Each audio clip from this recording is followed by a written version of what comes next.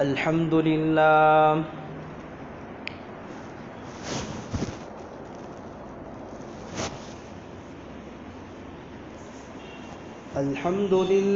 نحمده ونستعينه ونستغفره ونعوذ بالله من شرور أنفسنا ومن سيئات أعمالنا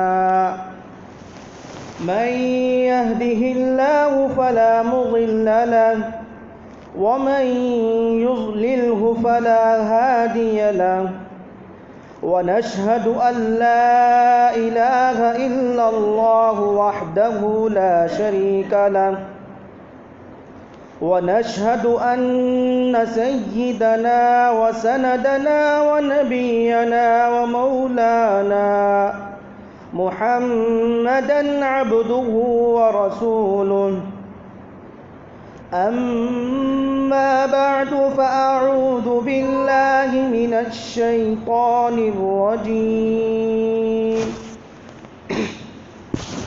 بسم الله الرحمن الرحيم يا أيها الذين آمنوا توبوا إلى الله توبة نصوحا وقال تعالى في موضع آخر وإذا سألك عبادي عني فإني قريب وقال النبي عليه الصلاة والسلام الدعاء لب العبادة أو كما قال عليه الصلاة والسلام رب اشرح لي صدري ويسر لي أمري واحلل عقدة من لساني يفقه قولي اللهم صل على محمد في أول كلامنا اللهم صل على محمد في أوسط كلامنا اللهم صل على محمد في كل كلامنا يا رب العالمين. معزز سامعین اعظام، محترم بزرگوں، دوستوں،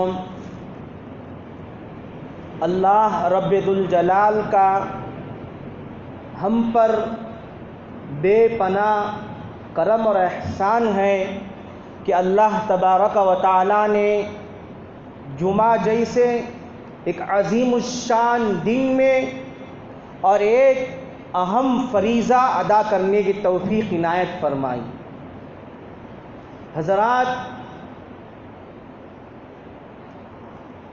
ہر طرف سے مسلمان آزمایا جا رہا ہے. دنیا کے کونے کونے میں، دنیا کے چپے چپے میں، ہر طرف سے، ہر طرح سے مسلمانوں کو امتحان سے گزرنا پڑ رہا ہے. ان تمام پریشانیوں اور مصیبتوں کا حل اللہ تبارک و تعالیٰ کے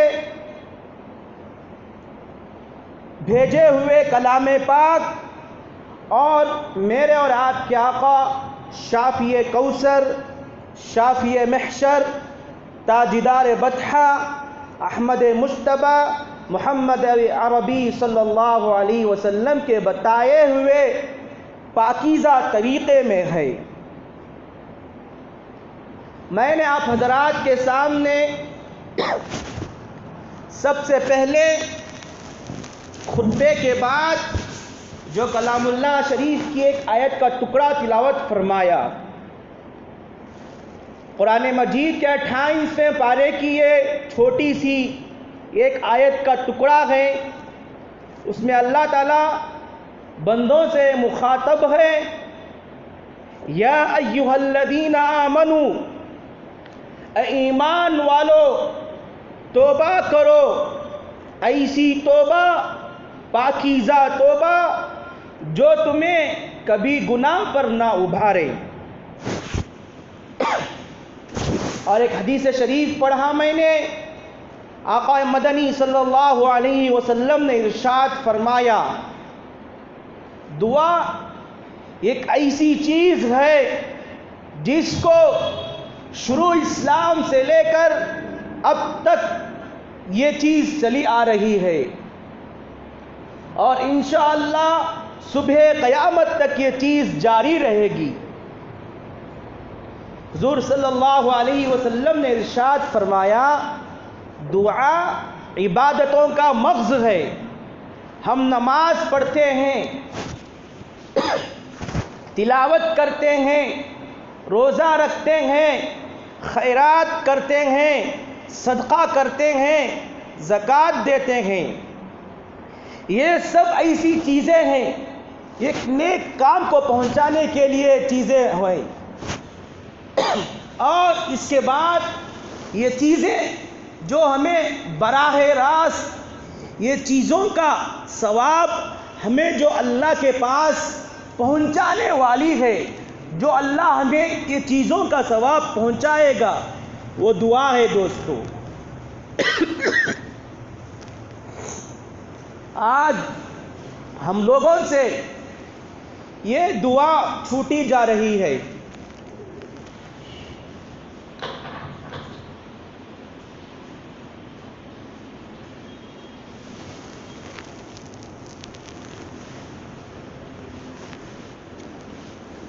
آج ہم لوگوں سے دعا کا جو تھامن ہے، پہلے ہمارے صحابہ اکرام، ہمارے اولیاء اعظام جس چیز کو مضبوطی سے تھاما تھا، اس کو قوت سے پکڑا تھا، ہم اسے چھوڑ رہے ہیں، جس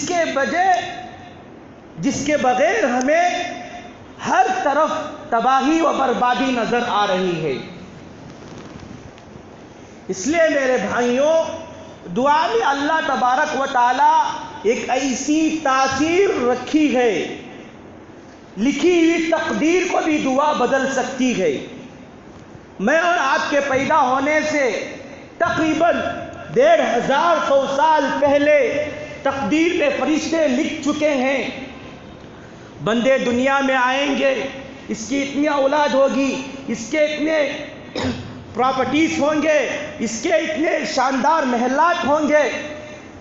اور دعا ایک ایسی چیز ہے، اگر آپ کے نصیب میں کوئی بھی ایک ایسی چیز لکھی گئی جو آپ کو ناگوار ہے، آپ کو پریشانیوں کا حل کرنا پڑ رہا ہے، ہمیشہ مصیبتوں کے پہاڑوں سے آپ گزر رہے ہیں، تو آپ دعا کر کے اس مصیبتوں کے پہاڑ کو دور کر سکتے ہیں۔ دوستوں، ہمیں دعا کو اپنانا چاہیے، اور انسان، ہم جب کسی غلطی کو کرتے ہیں تو ہم یہ سوچتے ہیں کہ صرف توبہ کر لینے سے ہمارے گناہ معاف ہو جائیں گے۔ نہیں دوستوں، بچپن میں بچوں کو بچپن ہی سے بچے کے اندر اللہ کا جو حکم ہے، نبی صلی اللہ علیہ وسلم کے جو طریقے ہیں، بچپن ہی سے اس کو سکھایا جاتا ہے۔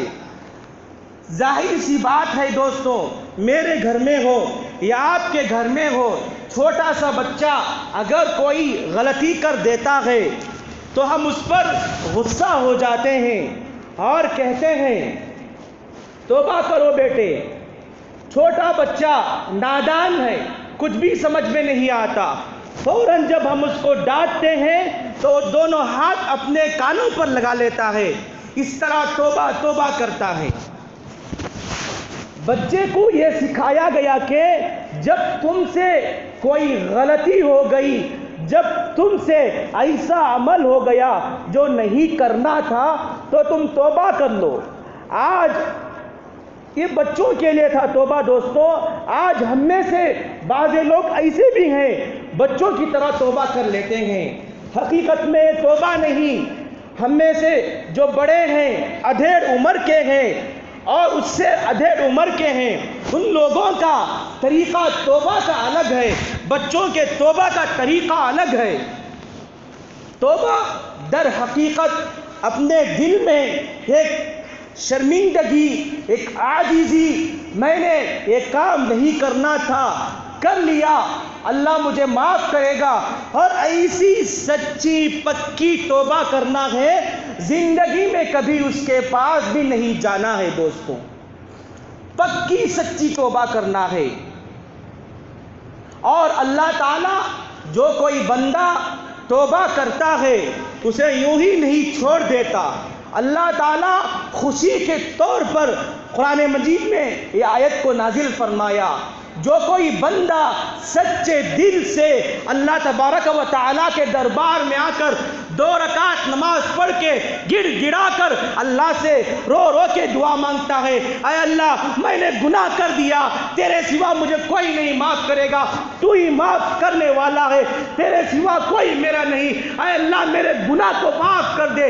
جب اس طرح بندہ اللہ سے دعا کرتا ہے، لو لگاتا ہے، اللہ تبارک و تعالیٰ اس کو یوں ہی ضائع نہیں کرتا۔ اللہ تبارک و تعالیٰ قرآن مجید میں ارشاد فرماتا ہے، واللہ یحب التوابین ویحب المتطہرین، توبہ کرنے والوں کو یہ خوشخبری سنا دو، جو بندہ غلطی کرنے کے باوجود مجھ سے توبہ کرتا ہے، مجھ سے ڈرتا ہے، ان سے کہہ دیجئے اے نبی صلی اللہ علیہ وسلم، توبہ کرنے والوں سے اللہ بہت زیادہ پسند کرتے ہیں، ان کے گناہوں کو معاف کرتے ہیں، ان کے لیے روزی کا دروازہ کھول دیتے ہیں۔ توبہ کرنے والوں کے لیے بہت سے خوشخبریاں آئی ہیں دوستوں۔ ہمیں چاہیے دوستوں دینی طریقہ، ہمارے نبی صلی اللہ علیہ وسلم کے جو طریقے ہیں، نبی صلی اللہ علیہ وسلم اور صحابہ نے ہمیں جو تعلیم دی ہے اس کو پڑھنے کی ضرورت ہے۔ آج ہمارا رشتہ قرآن سے کمزور ہوا، صحابہ سے کمزور ہوا، صحابہ کے واقعات سے کمزور ہوا، صحابہ کی قربانیوں سے کمزور ہوا۔ آج ہمارے گھروں کا حال کیا ہوتا جا رہا ہے دوستو؟ دن بدن گھروں میں جھگڑے فساد ہو رہے ہیں، بھائی بھائی سے لڑ رہا ہے، بہن سے لڑ رہے ہیں، باپ بیٹے کو نہیں ہوتا، ہمیشہ لڑتے رہتے ہیں۔ ایک زمانہ وہ تھا دوستو جب مسلمان کے یہاں فجر کی نماز ہوتی، فجر کی اذان ہوتی، سارے لوگ نماز کو آیا کرتے، گھر کی عورتیں بھی نماز پڑھا کرتی، دعائیں کیا کرتی تھیں، ان کے گھروں میں ایک پرسکون ماحول تھا۔ آج بھی اس گئے گزرے زمانے میں جبکہ ہر طرف دجالیت کا دورہ ہے، ایسے موقع میں بھی اللہ کی خوش نصیب بندیاں ایسے بھی ہیں، فجر کی نماز کے وقت بیدار ہو جایا کرتے ہیں۔ آج ہمیں جو یہ پریشانیاں آ رہی ہیں، آج ہمارے ساتھ جو غیر قوم ہمارا دین کا ٹھٹا کر رہے ہیں، ہمارے مسلمان بھائیوں کے ساتھ مذاق اڑا رہے ہیں، جہاں کہیں سے مسلمان بھائی جاتا ہے 2-3 غیر قوم مل گئے اس کو پکڑ کر مار دیے، اور جہاں سے ہمارے مسلم خواتین بہنا جاتی ہیں اس کے ساتھ چھیڑ چھاڑی کیوں کی جا رہی ہے؟ اس کا اصل جو طریقہ ہم سے چھوٹا دوستو وہ یہی ہے، ہمارا رشتہ قرآن سے چھوٹا، ہمارا رشتہ صحابہ سے چھوٹا، صحابہ کی زندگیوں سے چھوٹا، نماز سے چھوٹا، تلاوت سے چھوٹا، درود شریف میں اللہ تبارک و تعالیٰ نے جو برکات خیرات رکھے ہیں ہم اس سے دور ہیں۔ اللہ تبارک و تعالیٰ دیکھتا ہے جب بندہ اچھے اعمال کرتا ہے، نماز پڑھتا ہے، تلاوت کرتا ہے، روزے رکھتا ہے، ایک دوسرے اپنے بھائی کے ساتھ اچھائی سے پیش کرتا ہے، ہمدردی سے ملتا ہے، بات چیت کرتا ہے، اس کی پریشانی کے وقت اسے ساتھ دیتا ہے، تو اللہ تبارک و تعالیٰ اس کے گھر میں خوشیاں پیدا کرتے ہیں، اس کے راستے میں، اس کے سلسلے میں، اس کے اولاد کے سلسلے میں، اس کے گھر کے سلسلے میں جو پریشانیاں آ رہی ہوں گی، آنے والے ہوں گی، اللہ تبارک و تعالیٰ ایسے کام کرنے کی وجہ سے سارے پریشانیوں کا خاتمہ کر دیتے ہیں اور اس کے گھر میں ہمیشہ خوشیاں ہی خوشیاں پیدا کرتے ہیں دوستوں۔ ایک بہت بڑے اللہ والے جن کا نام میرا ذہن میں نہیں ہے دوستوں، ہم میل وشارن میں پڑھا کرتے تھے، رمضان میں حضرت آئے، بہت بڑے اللہ والے جن کے اعتکاف کرنے پر بہت سارے لوگ غیر ممالک سے، باہر کنٹری سے لوگ آیا کرتے تھے۔ حضرت نے ایک پیاری بات بتائی، میں آپ کو بتاؤں گا اور اس غرض سے بتاؤں گا کہ انشاءاللہ یہ بات سننے کے بعد آپ اپنے اندر ایک نیا جذبہ پیدا کریں، ایک حوصلہ پیدا کریں کہ میں بھی اس کے بعد سے اپنے گھر میں یہ عمل جاری کروں گا۔ رمضان کا ماحول تھا، ہم سارے بیٹھے ہوئے تھے۔ حضرت نے قرآن شریف کے تعلق سے فرمایا، مسلمانوں کی جو سب سے عظیم الشان کتاب ہے وہ قرآن مجید ہے۔ کوئی بندہ بھی سچے دل سے اگر قرآن شریف کو پڑھتا ہے، اللہ تبارک و تعالی اس کو ایسے خوشیاں عطا کریں گے دوستوں، میں اور آپ اسے محسوس نہیں کریں گے۔ حضرت نے فرمایا قرآن شریف پڑھنے کے لیے آپ سے زیادہ وقت توجہ طلب نہیں، آپ سے زیادہ وقت نہیں، آپ کا جتنا کام ہے، جو کام کرتے ہیں، جو نوکری کرتے ہیں، آپ اس کو ہمیشہ اچھی طرح سے ایمانداری سے نبھائیں، لیکن اپنے زندگی کے 24 گھنٹے میں سے ایک کوئی ایسا وقت بنائیے جو قرآن شریف پڑھنے کے لیے وقت مقرر کیجیے۔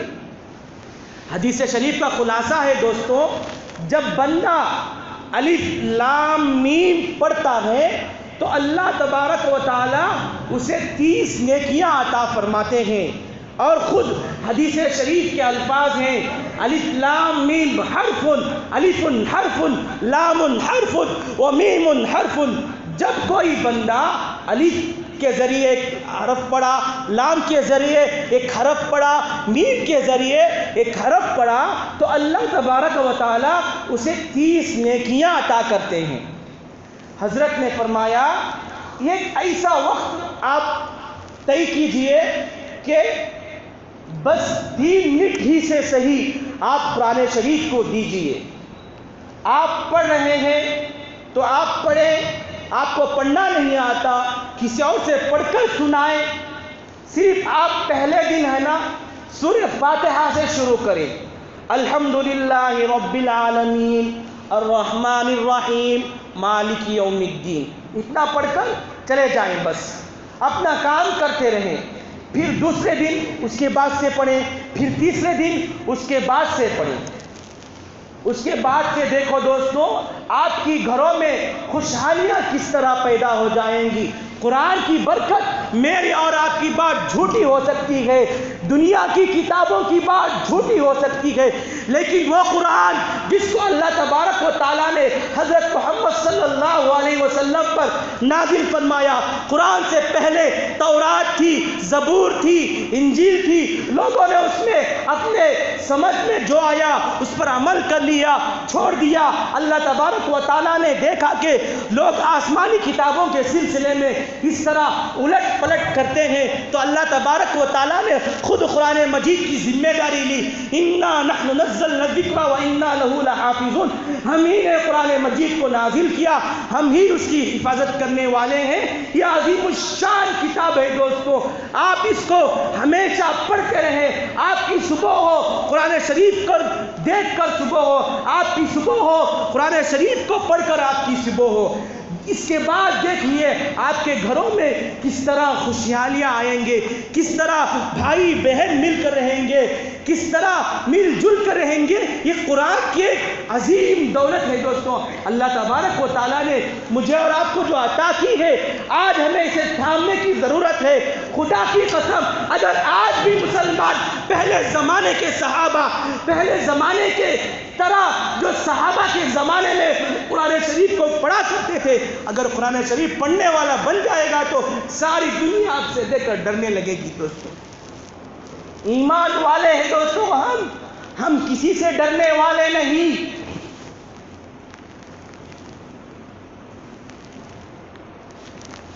ہم آخری امت ہیں، ہمارے بعد کوئی امت آنے والی نہیں۔ حضرت آدم علیہ السلام سے لے کر تقریباً ایک طویل سلسلہ انبیاء علیہ السلام کا ایک سلسلہ جاری تھا۔ ایک نبی آئے، ان کے بعد دوسری نبی آئے، ان کی قوم آئے، اسی طرح آخر میں حضرت عیسیٰ علیہ السلام آئے۔ ان کے بعد میرے اور آپ کے آقا ساقی کوثر، شافی محشر، تاجدار بطحہ، احمد مجتبیٰ محمد عربی صلی اللہ علیہ وسلم آئے، آخری نبی۔ آپ کے بعد کوئی نبی آنے والا نہیں۔ ہم ایسی نبی کی امتی ہیں دوستوں۔ ہمیں چاہیے کہ ہمارے نبی صلی اللہ علیہ وسلم نے ہمیں دین کے سلسلے سے جو تعلیمات دیے ہیں اس کو اپنائے۔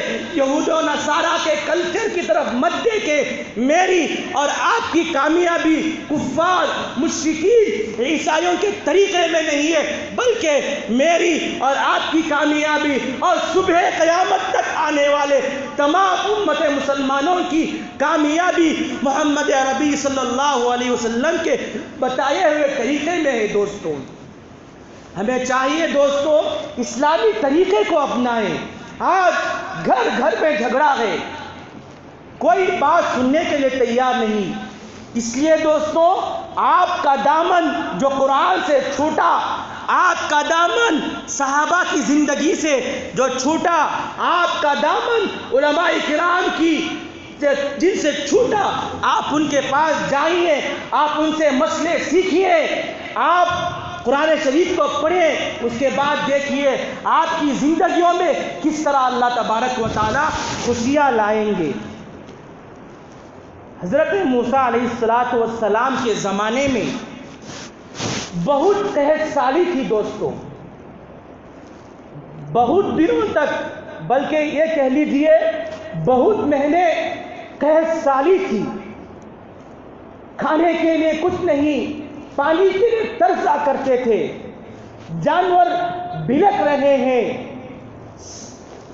حالانکہ حضرت موسیٰ علیہ السلام کے ماننے والے بھی بعض ایسے لوگ تھے جو ایمان لا چکے تھے، بعض ایسے لوگ تھے جو ایمان نہیں لائے۔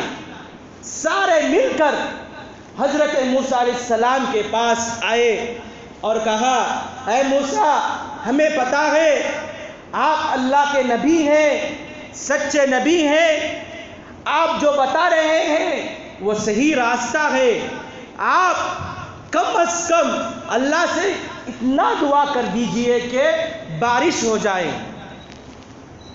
حضرت موسیٰ علیہ السلام قوم والوں کی باتوں کو سن کر سارے لوگوں کو ایک میدان میں جمع فرمایا نماز استسقاء ادا کرنے کے لیے۔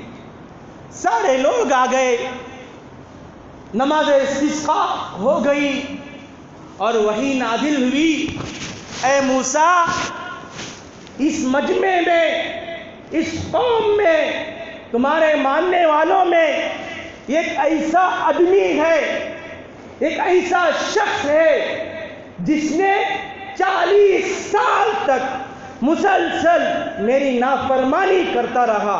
آپ اسے کہیں اس قوم سے، اس مجمع سے، اس ٹیم سے باہر جانے کے لیے، جب وہ شخص باہر چلا جائے گا میں بارش برساؤں گا۔ حضرت موسیٰ علیہ السلام یہ وحی نازل ہونے کے بعد مجمع میں آ کر اعلان کرتے ہیں، بیان کرتے ہیں۔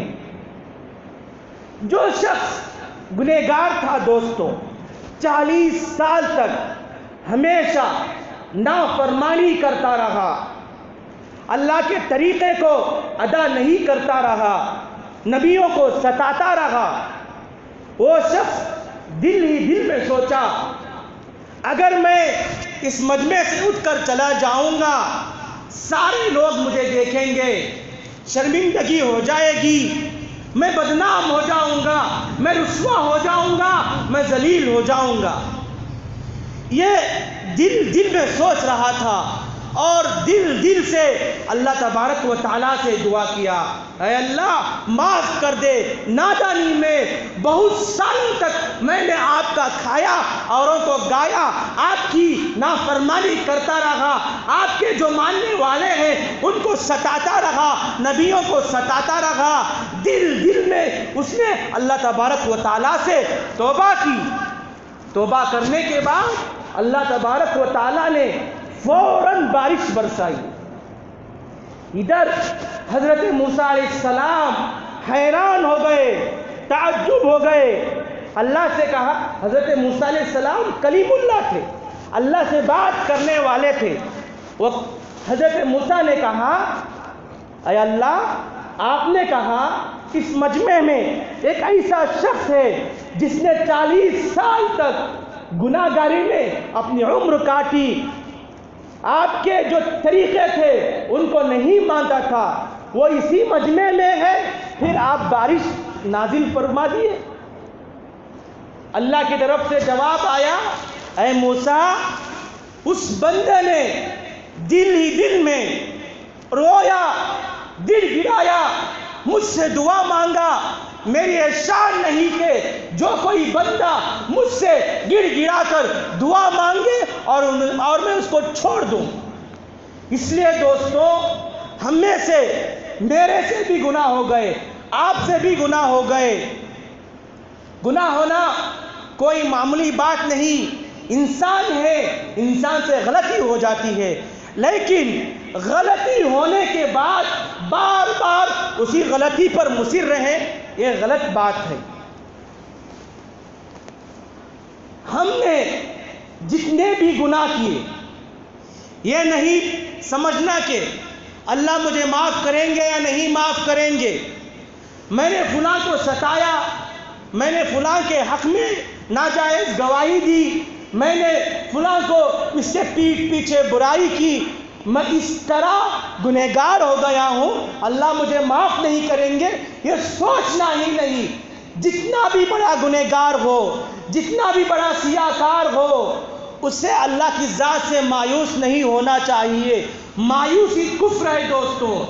اللہ تبارک و تعالیٰ کی ذات گوارا نہیں کرتی کہ میرا بندہ مجھ سے روٹھ جائے، جتنا بھی بڑا گنہگار ہو، سزاوار ہو، خطاوار ہو، شرابی ہی کیوں نہ ہو، اللہ تبارک و تعالیٰ کے دربار میں آ کر 2 رکعت نماز پڑھ کے اپنے گرم گرم آنسو بہا کر اللہ تبارک و تعالیٰ سے کہے گا، اے اللہ میں نے فلاں کو ستایا، میں نے فلاں کو پریشان کیا، میں نے فلاں کے حق میں ناجائز گواہی دی۔ اللہ تبارک و تعالیٰ اس کی لاج رکھتے ہوئے اس کی دل کی دنیا کو بدل دیتے ہیں۔ اور اللہ تبارک و تعالیٰ نے قرآن مجید میں ارشاد فرمایا، جو کوئی بندہ توبہ کرتا ہے میں اس سے محبت کرتا ہوں، لہذا دنیا والوں تم بھی اس سے محبت کرو۔ واللہ یحب التوابین ویحب المتطہرین۔ میرے بھائیوں، گناہ چاہے جتنا بھی ہو، جس لین سے بھی ہو، اللہ کی ذات سے ہمت نہ ہارو۔ آؤ میرے بھائیوں، اللہ کی جانب آؤ، مسجدیں تمہاری بلا رہی ہیں، مسجدیں تمہیں بلا رہی ہیں، قرآن تمہیں چیخ رہا ہے، مجھے پڑھ کر تو دیکھو، مجھے پڑھ کر تو دیکھو۔ نبی صلی اللہ علیہ وسلم کی سنتوں میں کامیابی ہے، اسے اپنا کر دیکھو۔ تمہارے گھروں میں جو پریشانیاں آ رہی ہیں، ساری پریشانیاں حل ہو جائیں گی۔ میرے دوستو، آج ہمارا رشتہ اسلام سے کمزور ہوتا جا رہا ہے، قرآن سے کمزور ہوتا جا رہا ہے، بالکل نہیں کے برابر ہوتا گیا۔ آج ہم قرآن اس وقت پڑھتے ہیں جب گھر میں کسی کا انتقال ہو جاتا ہے، اس وقت پڑھتے ہیں۔ ایسا نہیں میرے بھائی، یہ ایک زمانے میں مسلمان تھا، ہمیشہ صبح ہوتی تھی قرآن شریف سے اس کی صبح ہوتی تھی، شام ہوتی تھی قرآن شریف سے اس کی صبح ہوتی تھی۔ آپ قرآن شریف کو پڑھنا شروع کیجئے دوستو۔ ہمارے اولیاء اکرام نے، ہمارے بزرگان دین نے کہا، اگر کوئی بندہ ایسا ہے جو اپنی عمر میں، اپنے بچپن میں قرآن شریف پڑھنا نہیں سیکھا، اس کے دل میں یہ تہیہ ہو رہا ہے کہ میں بھی قرآن شریف پڑھنا ہے، تو اللہ تبارک و تعالیٰ ایسے بندوں کو بھی رائے گاہ نہیں دیتا۔ ہمارے بزرگان اکابرین نے کہا اگر کوئی بندہ قرآن شریف پڑھنا نہیں جانتا، قرآن شریف کو اٹھا کر کھول کر الحمدللہ رب العالمین یہ تو پڑھنے والا پڑھے گا۔ ایک ایسا شخص ہے انہیں بچپن سے قرآن شریف نہیں پڑھا، وہ اس شخص کے لیے یہ نسخہ ہمارے اکابرین نے کہا الحمدللہ رب العالمین، ایک لائن پر انگلی پھیرا، پھر دوسری لائن پر انگلی پھیرا، تیسری لائن پر انگلی پھیرا، اسی طرح پھیرتا رہا، پورا صفحہ ختم ہو گیا، ایک پارہ ختم ہو گیا۔ وہ اللہ جو قرآن شریف پڑھنے والے کو ثواب دینے پر طاقت رکھتا ہے، کیا اس انگلی پھیرنے والے پر طاقت نہیں رکھتا؟ ضرور طاقت رکھتا ہے۔ میرے بھائیوں، آپ قرآن شریف کو پڑھو، نبی صلی اللہ علیہ وسلم کے جو ارشادات ہیں جس کو ہم بھلا دیے ہیں، نبی صلی اللہ علیہ وسلم کی جو سنتوں کو ہم مذاق اڑا رہے ہیں، ٹھٹا کر رہے ہیں، اس سے بچو دوستوں۔ اسلام کی طرف آؤ، قرآن کی طرف آؤ، صحابہ کی زندگیوں کی طرف آؤ۔ حضرت بایزید بستامی رحمۃ اللہ علیہ دریا کے کنارے پر بیٹھے ہوئے تھے دوستوں۔ میں نے شروع میں ایک حدیث شریف پڑھی تھی، الدعاء لب العبادہ، دعا عبادتوں کا مغز ہے۔ اس کے تعلق سے میں آپ کے سامنے ایک واقعہ رکھ رہا ہوں۔ حضرت بایزید بستامی رحمۃ اللہ علیہ دریا کے کنارے کی جانب بیٹھے ہوئے تھے، دوسری جانب کچھ شرابی لوگ شراب پی رہے تھے، درمیان سے ایک جماعت گزری، انہوں نے کہا کہ جو اصلاح امت کا درد رکھتا ہے اس کی یہ شان نہیں کہ وہ بیٹھا رہے اور ان کو دیکھتا رہے۔ یہ کہہ کر وہ لوگ چلے گئے۔ ادھر حضرت بایزید بستامی رحمۃ اللہ علیہ، اللہ اکبر، حضرت بایزید بستامی رحمۃ اللہ علیہ کتنے بڑے بزرگ ہیں، ادھر آئے شرابیوں کی طرف، شراب پینے والے حضرت کو دیکھ کر بھاگ کر جانے لگے۔ حضرت نے کہا مت بھاگو، میں بھی تمہارے میں سے ایک آدمی ہوں۔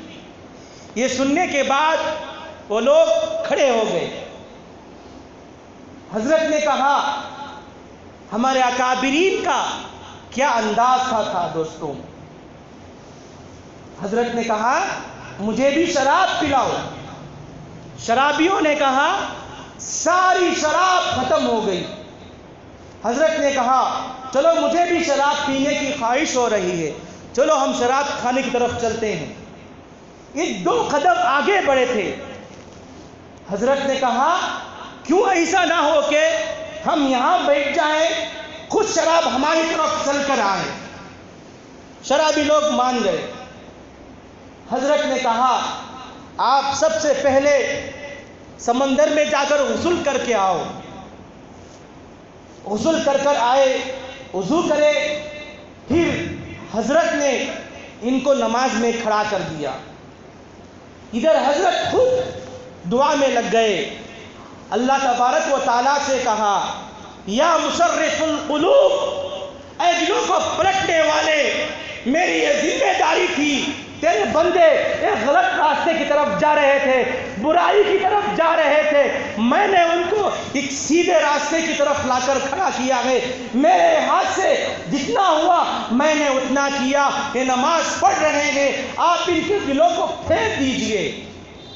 ادھر نماز پڑھ رہے تھے شرابی لوگ، نماز پڑھنے کے بعد ان کی دل کی دنیا بدل گئی، اور نماز پڑھنے کے بعد یہ لوگ حضرت کے ہاتھ توبہ کیے، اور اس کے بعد پکے سچے ایک بزرگ کی طرح زندگی گزار کر دنیا سے رحلت فرما گئے۔ اس لیے دوستوں وقتی طور پر پریشانیاں آئیں گی، مصیبتیں آئیں گی، مصیبتوں کو دیکھ کر، پریشانیوں کو دیکھ کر گھبرانا نہیں۔ جگہ جگہ آج مسلمانوں کو مارا جا رہا ہے، کاٹا جا رہا ہے، اسے دیکھ کر ہمارے ایمان کمزور نہیں ہونا ہے۔ ہمیں ایک مضبوطی سے، ایک ہمت سے، یہ ایک طاقتور انسان کی طرح رہنا ہے۔ ہم نبی صلی اللہ علیہ وسلم کی امتی ہیں، ہم آخری امت ہیں۔ ہمارے پاس جو کلمہ ہے یہ بہت پاورفل کلمہ ہے۔ یہود و نصارہ اس کے پیچھے ریسرچ کرتے ہیں دوستو، یہ کلمہ کتنا بھاری ہے۔ جن کو کلمہ پڑھنے کے لیے دیا گیا ہے، افسوس وہ کلمہ نہیں پڑھتے تھے ہوئے لیکن سمجھتے نہیں۔ یہود و نصارہ باقاعدہ مل کر بیٹھ کر میٹنگ رکھتے ہیں، اس کلمے کی طاقت کیا ہے دیکھتے ہیں۔ میں حضرت موسیٰ کا ایک واقعہ بتا کر اپنی بات کو ختم کروں گا۔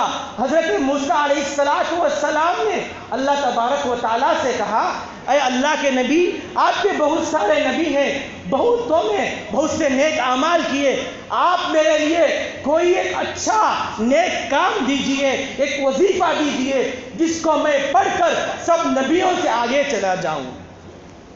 اللہ نے کہا، اے موسیٰ، تمہارے پاس جو کلمہ ہے اس کو معمولی مت سمجھنا، یہ کلمہ بہت پاورفل ہے، بہت طاقتور ہے۔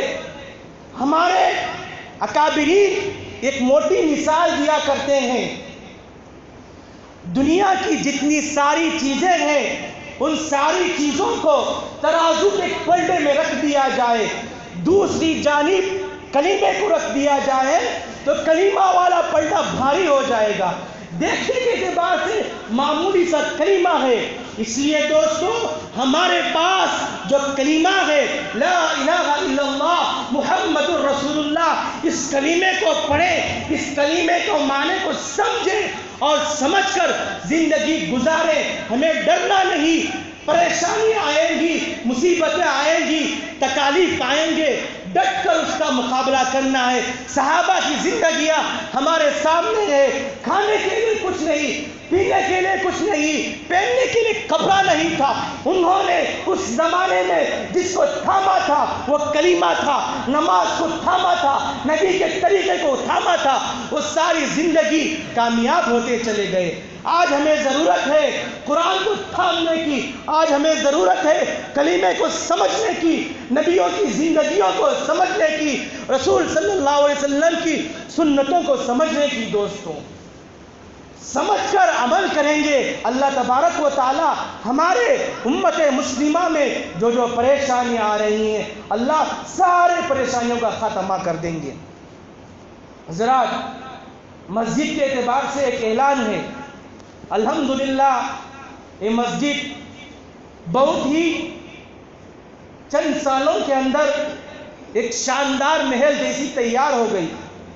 ہم نے اس مسجد کو اس زمانے میں بھی دیکھا جبکہ یہ مسجد بالکل جھوپڑی کی طرح تھی، سیٹوں والی مسجد تھی، لیکن اللہ تبارک و تعالیٰ نے آپ حضرات کے چندہ دینے کی وجہ سے، آپ حضرات کے خیرات کرنے کی وجہ سے ہمارے سامنے جو ایک محل جیسا خوشنما یہ مسجد جو نظر آ رہی ہے وہ سب آپ حضرات کی دین ہے، آپ حضرات کی دعاؤں کا نتیجہ ہے۔ مسجد کا بہت بڑا خرچہ ہے دوستو، یہ مسجد کی کوئی آمدنی نہیں، الحمدللہ اللہ کے فضل و کرم سے بہت شاندار ایک محل جیسی تیار ہوئی ہے۔ اس کا بہت بڑی موٹی رقم ہے جو قرضے کے طور پر ہے، اس کو ادا کرنا ہے دوستوں، اور باہر بھی تعمیری کام چل رہا ہے۔ جو کوئی بندہ اللہ کے گھر میں جس کا 1 روپیہ بھی لگ جاتا ہے، اللہ اس کے پیسے کو، اس کے روپیے کو، اس کے مال کو ضائع نہیں کرتا۔ یہ مسجد کا ہو یا مدارس کا، جو آپ چندہ دیتے ہیں، جو آپ مسجد کو عطیہ دیتے ہیں، خیرات کرتے ہیں، اللہ تبارک و تعالی اس کے ذریعے جنت میں آپ کے لیے آپ کا ایک نامہ اعمال تیار کیا جائے گا، آپ کا ایک کھاتہ کھولا جائے گا، اس میں لکھا جائے گا کہ فلاں بندے نے فلاں مسجد کو اس کو پریشانیاں تھی، پریشانیوں کے باوجود مسجد سے اسے پیار تھا، اسلام سے پیار تھا، اللہ کے گھر سے پیار تھا، اس نے مسجد کو چند روپیے دیے، ایک بہت بڑی موٹی رقم دی۔ اللہ تبارک و تعالی ساری چیزوں کو فرشتوں سے کہتے ہیں کہ اس کو لکھتے رہو، اس کو لکھتے رہو، یہ لکھتے رہیں گے دوستو، اس کا ثواب ایسا ہے، میں پیسہ دیا، آپ پیسہ دیے، اس کا ثواب جو ہے وہ اب سمجھ میں نہیں آئے گا۔ جب کل میری اور آپ کی آنکھ بند ہو جائے گی، جنازے کے گواہے میں ہم سوتے رہیں گے، ایسے وقت میں ہمیں پتہ چلے گا کہ مسجد کو خیرات دینے سے، مسجد کو چندہ دینے سے، مسجد کو امداد کرنے سے اللہ تبارک و تعالی کتنا ثواب دیتے ہیں۔ آپ کو پتہ چلے گا کہ فرشتے آپ کو بتائیں گے فلاں وقت میں تمہارے گھر میں یہ پریشانی تھی، ایسے وقت میں بھی آپ نے مسجد کا خیال کرتے ہوئے مسجد کو چندہ دیا۔ اس کا مزہ دیکھو، مردہ جنازے میں سوتا سوتا یہ تمنا کرے گا اگر اللہ مجھے دوبارہ زندگی دے دے گا تو میرا سارا پیسہ میں مسجد کو لٹا دوں گا، اللہ کے گھروں کو آباد کرنے میں لٹا دوں گا۔ اس لیے حضرات، اس مسجد کے بہت سارے اخراجات ابھی باقی ہیں، ایک بہت بڑی موٹی رقم باقی ہے، وہ سب آپ حضرات کے عطیے سے ہی پورا کیا جاتا ہے۔ اللہ آپ کو اس کا بہتر بدلہ دے گا، اللہ آپ کو اس کے بدلے جنت میں ایک مکان دے گا۔ یہ دنیا فانی ہے دوستوں، دنیا میں کچھ کماؤ، کچھ رکھو، اور دنیا کا آپ کے ساتھ کچھ بھی کام نہیں آئے گا۔ اگر آپ کو کام آئے گی وقت پر، کل قیامت کے روز آپ کی نماز قائم آئے گی، آپ کو روزہ کام آئے گا۔ اور اس سلسلے میں، مساجد کے سلسلے میں جو فکریں کرتے ہیں، جو مسجد کو اچھی سے اچھی عمدہ بناتے ہیں، اللہ تبارک و تعالیٰ ان کے لیے جنت میں ایک بہت بڑا محل تیار کرتے ہیں، اور ان کے لیے یہاں سے وہاں جانے کے بعد خوشیاں ہی خوشیاں ہیں۔ اس لیے حضرات، کوئی آدمی بھی خالی ہاتھ نہ جائے، جتنا ہو سکے زیادہ سے زیادہ دینے کی کوشش کرے۔